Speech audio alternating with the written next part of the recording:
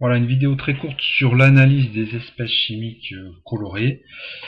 L'objectif donc de cette vidéo, c'est de comprendre comment exploiter le fait que ces molécules soient colorées, et puis le lien entre leur capacité à absorber la lumière et leur couleur. Alors, on commence par ça justement, l'analyse spectrale, c'est-à-dire le lien entre leur couleur et leur capacité à absorber. On sait que certaines espèces chimiques peuvent absorber des rayonnements, des photons, dont la longueur d'onde appartient au domaine du visible. On va surtout s'intéresser à ça. Leur spectre d'absorption, c'est-à-dire leur capacité à absorber telle ou telle longueur d'onde, est caractéristique de l'espèce chimique. Donc déjà, par analyse de leur courbe d'absorbance en fonction de la longueur d'onde, on va pouvoir reconnaître, par comparaison, le type de molécule auquel on a affaire. Deuxième chose à connaître, c'est le lien qu'il y a entre leur capacité à absorber et leur couleur. Donc, on va traiter ça sur deux exemples. Ici, l'espèce P, par exemple, pour commencer. On voit que l'espèce P est capable d'absorber des rayonnements visibles, puisque les rayonnements visibles, je vous rappelle qu'ils vont de 400 à 800 nanomètres environ, et on voit que l'absorbance, c'est-à-dire la capacité de cette molécule P à garder en elle, donc à absorber des rayons de lumière, est marquée pour la longueur d'onde d'environ 630 nanomètres.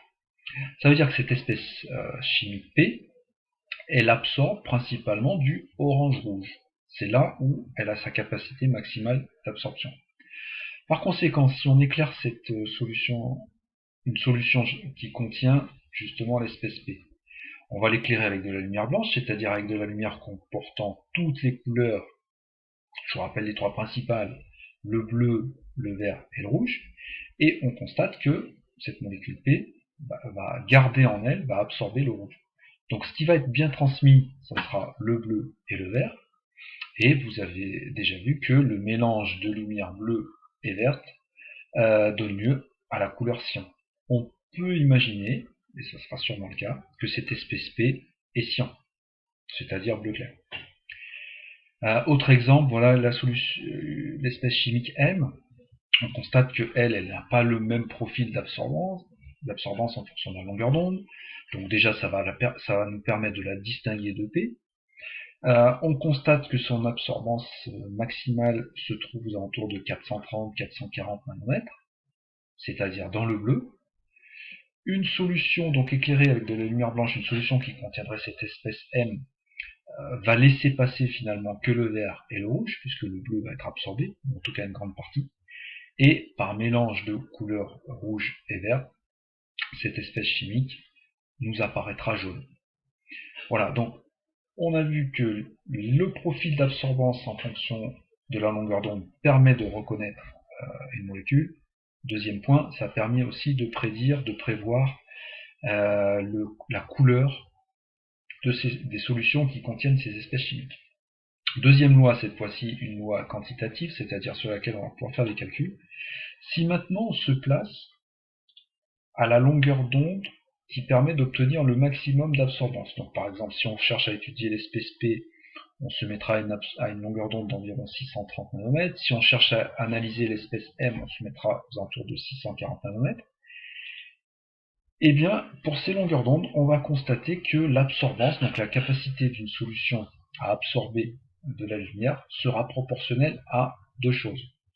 Première chose, la largeur de la cuve, c'est-à-dire que plus la lumière doit traverser une épaisseur importante de liquide coloré, plus le phénomène d'absorbance va être marqué.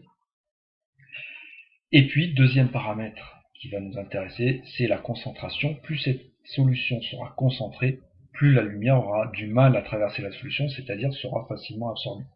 L'absorbance, donc qui mesure la capacité qu'a la solution à absorber la lumière, est donc doublement proportionnelle à la largeur de la cuve et à la concentration. Le coefficient de proportionnalité, c'est ce nombre-là, epsilon lambda, qu'on ne connaît pas forcément, qu'il faut généralement préalablement déterminer, qui s'appelle le coefficient d'extinction molaire, dépendant de la longueur d'onde. va nous permettre d'exploiter la proportionnalité, alors soit avec la largeur, ça va peu intéresser les chimistes, peut-être plus les physiciens, mais surtout avec la concentration. Parce que du coup, une fois que le coefficient d'extinction molaire a été déterminé et qu'on connaît la largeur de la cuve, par mesure d'absorbance, on peut en déduire la concentration. Et on sait que la concentration est ensuite liée à la quantité de matière. Donc ça permet, par mesure d'absorbance, d'avoir accès à une donnée chimique, la concentration.